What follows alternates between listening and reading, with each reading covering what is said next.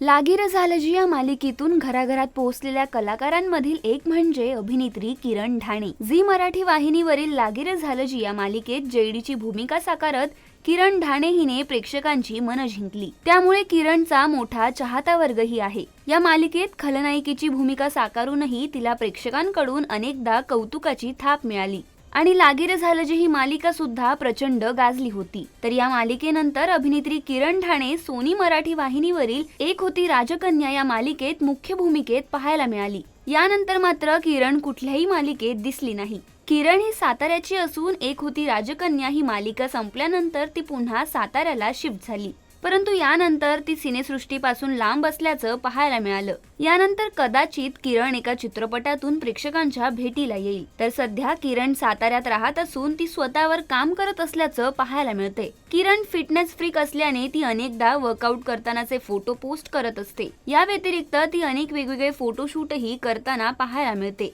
त्यामुळे किरण काही ना काही कारणांमुळे सोशल मीडिया मार्फत तिच्या चाहत्यांच्या संपर्कात राहत असते। परंतु मालिका विश्वात किरणचं पुनरागमन कधी होणार याची उत्सुकता तिच्या चाहत्यांमध्ये असलेली पाहायला मिळते।